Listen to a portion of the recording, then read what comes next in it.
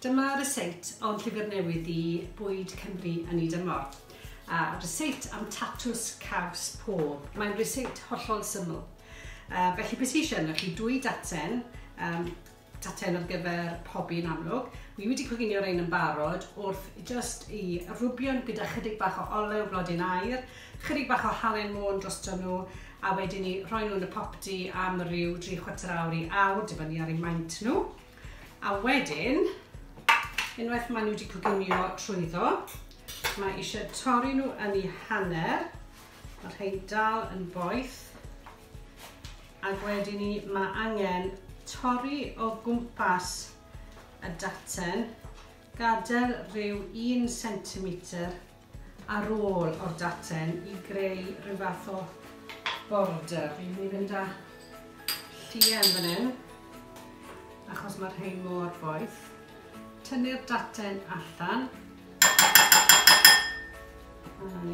A wedyn ni gadael, fel o'n i'n gweud, gadael ychydig bach o'r daten ar ei ôl. Fel bod yn fwy cadaf unwaith bod llenwad yn gallu i ddal y llenwad.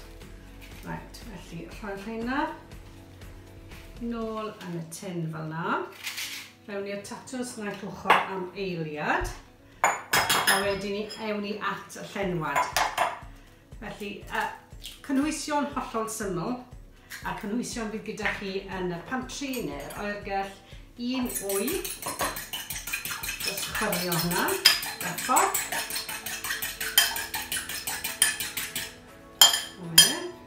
Ac at hwnna, wy'n ychwanegu caws cheddar cryf, 100 gram o gaws. Mae hwn wedi cael ei gratio'n barod. Caws lleol, wrth gwrs, rydych chi ddefnyddio caws Eryri, caws dragon fel sydd gyda fi fan hyn o Hifenfad i Arfon. Unrhyw gaws Cymreig cryf a bach o flas ydw fe.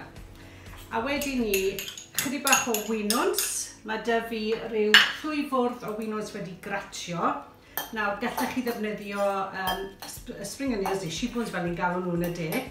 Yn lle'r winwns, 2 neu 3 o'r hynna wedi dorri lan.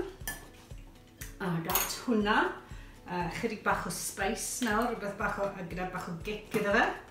1 llwy de o bwstard sych, neu gallech chi ddefnyddio mwstard gronynnog os fyddwch chi. Ac 1 llwy de o saws caer o rangon, Worcestershire sauce. Ac ychydig bach o gwrw. Felly rhyw 2 lwyfwr o gwrw lleol, 30 ml. Sym rhaid i chi roi'r cwrw mewn, mae fan i chi, allwch chi roi llefryd yn lle.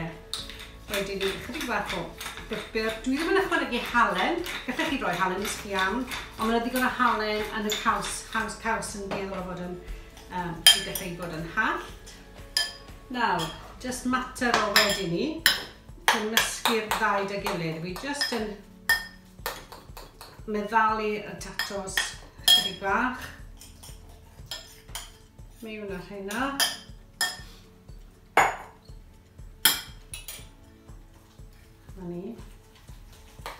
A mae hwn yn neud cinio bach, neu gyda bach salad, neu swper ysgafn gyda llysiau gwyrdd neu rhywbeth. Just na'n siŵr bod wedi gymysgu yn ddigonol. A wedyn ni just mater o rhannu'r gymysgedd rhynt y 4 hanner taten. Wrth gwrs fydd mwy o gymysgedd da chi na dath allan, felly bydwch poeni am hwnna. Just i wasgu fel lawr, a gallwch chi greu fath o pentwr uchel.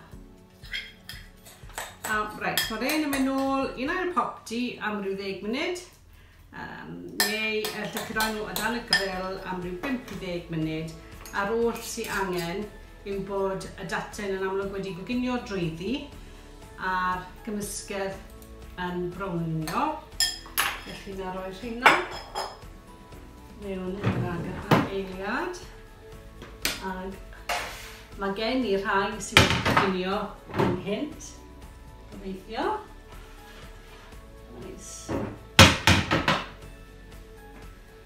A dyma nhw, fel chi'n gweld, mae'r top wedi brownio'n hyfryd, fydd y caws wedi meddalu a'r cynwysion i gyd wedi dod at ei gilydd. A jyst mater o weini nhw gyda salad rhywbeth tebyg i hyn. Na chi, Tatws Caws Pôb. Mwynhewch.